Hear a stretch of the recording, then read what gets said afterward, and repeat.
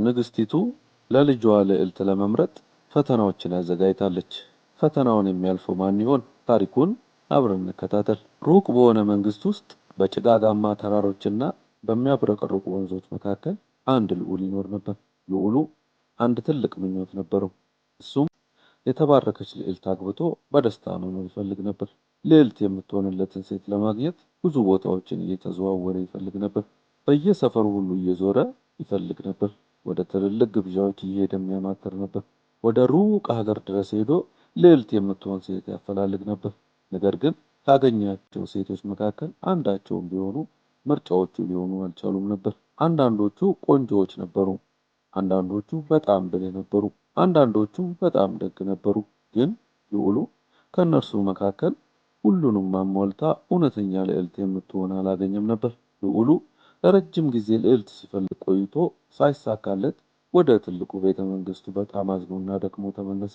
ንግስት የሆነችው እናቱ ግን በጣም ጥበበኛ ነበረች። እናም ልጇን በጣም ተወደው ነበር። ልጇ ደስተኛ ሆኖ ማየት ትፈልግ ነበር። እናም እንዲህ አለችው፣ አትጨነቅ ውዴ፣ ትክክለኛዋ ልዕልት ስትመጣ ሁለታችንም ለይተን እናውቃታለን ብላ ቃል ገባችለት። አንድ ቀን ምሽት ኃይለኛ ዝናብ ዘነበ። አውሎ ነፋስ በአስፈሪ ሁኔታ እየጮኸ ነጎድጓድ እየጮኸ ሳለ የቤተ መንግስቱ በር በኃይል ተንኳኳ። ጠባቂዎቹ በሩን ከፈቱ እና ማን ነበር የቆመው የመሰላችሁ? አንዲት ወጣት ሴት ነበረች። እሷም ሙሉ በሙሉ በዝናብ ተደብድባ ረጥባ ነበር። ፀጉሯ ፊቷ ላይ ተጣብቆ ነበር። ልብሷም ቆሻሻና የተቀደደ ነበር። አይኖቿም በጣም የደከሙ ይመስሉ ነበር። እኔ ልዕልት ነኝ አለች በሚጮህ ነፋስ ዝናብ መሃል ድምጿ እንዲሰማ ጮክ ለማለት እየሞከረች። እባካችሁ መንገድ ተሳስቼ ጠፍቼ ነው፣ ልታሳድሩኝ ትችላላችሁ? ስትል ጠየቀች። ንግስቲቱ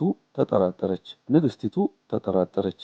ቅንድቧን ከፍ ዝቅ አድርጋ እቺ ልዕልት ናት ብላ ጠየቀች በውስጧ። ንግስቲቱ ግን ደግ ነበረችና ልጅቷን ወደ ውስጥ ተቀበለቻት። አገልጋዮቹ በፍጥነት ሞቅ ያለ ፎጣዎችና ደረቅ ልብሶችን አመጡላት። እንዲሁም ሰውነቷን ለማሞቅ ጣፋጭ ትኩስ ምግብ አዘጋጁላት። ቢሆንም ንግስቲቱ አንዳንድ ጥርጣሬዎች ነበሯት። ማንም ሰው ልዕልት ነኝ ማለት ይችላል፣ ያንን እንዴት ማረጋገጥ ይቻላል ስትል አሰበች። ስለዚህም ንግስቲቱ ልዕልት መሆኗን እንዴት ማረጋገጥ እችላለሁ ብላ እቅድ አወጣች። በጣም ብልህ ፈተና አዘጋጀች። ወደ እንግዳው ክፍል ሄዳ ለሰራተኞቹ አልጋውን እንዲያዘጋጁ ነገረቻቸው። በመጀመሪያ አንድ ትንሽዬ አረንጓዴ አተር ፍሬ በእንጨት አልጋው ዳሩ ላይ አስቀመጠች።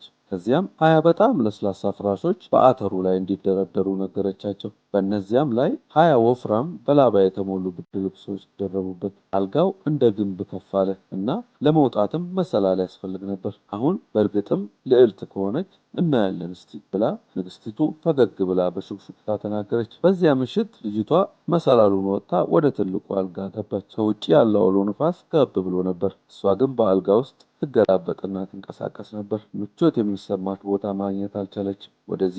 ወደዚያም ተንቀሳቀሰች። ግን አንድ ጠንካራ የማይመች ነገር ሌሊቱን ሙሉ ይረብሻት ነበር። ጠዋት ላይ ንግስቲቱና ልዑሉ በቁርስ ላይ ተቀበሏት። ልጅቷ የገረጣችና የደከመች ትመስላለች። አይኖቿ ስርም ጥቁር ክቦች ነበሩ። ውዴ ጥሩ እንቅልፍ ተኛሽ? ብላ ንግስቲቱ በትኩረት እየተመለከተች ጠየቀቻት። ልጅቷ በቀስታ ተናገረች። ኦህ ፈጽሞ አልተኛውም። በዚህ አልጋ ውስጥ ምን እንደነበር አላውቅም፣ ግን ሌሊቱን ሙሉ ጀርባዬን የሚወጋ ነገር ነበር። እንደ ድንጋይ ወይም እንደ ትንሽዬ ለውዝ ተሰማኝ። እንቅልፍ የተኛሁት በጣም ትንሽ ነው አለች። ንግስቲቱ እጆቿን በደስታ አጨበጨበች። ውዴ ብላ ጮኸች። 20 ፍራሾችና 20 ላባ አልጋዎች ውስጥ ያለችውን ትንሽ የአተር ሊሰማት የሚችለው ለስላሳ ቆዳ ያላት እውነተኛ ልዕልት ብቻ ነች። ልዑሉ ፈገግ አለ፣ ምክንያቱም በልቡ ውስጥ ልዕልቱ እሷ እንደሆነች ተስፋ አድርጎ ነበር። ከመጀመሪያውም ሲከታተላት ደግነትን፣ ጸጋንና አሁን እውነተኛ ልዕልታዊ ስሜታዊነትን አሳይታለች። ልዑሉም እንድታገባው ጠየቃት። እናም ደጉን ልዑልና አስተዋይዋን ንግስት ስለወደቻቸው ልጅቷ እሺ አለች። የቤተ መንግስቱ ሰው በደስታ ጮኸ። ከዓለም ማዕዘናት ሁሉ እንግዶች በመምጣት ታላቅ ሰርግ ተደረገ። ትንሿ አተር በወርቃማ ሳጥን ውስጥ ተቀምጣ በንጉሳዊ ሙዚየም ውስጥ ተቀመጠች። እዚያም ከዛሬ ድረስ ማየት ይቻላል። እናም ልዑሉ በመጨረሻ እውነተኛ ልዕልቱን አገኘ። በቅንጦትና በሀብት ሳይሆን ያገኛት በምሽት በአውሎ ንፋስ ውስጥ በጥሩ ልብና በእውነተኛ ፈተና የተፈተነች ልዕልት አገኘ። እናም ሁሉም በደስታ ለዘላለም ኖሩ።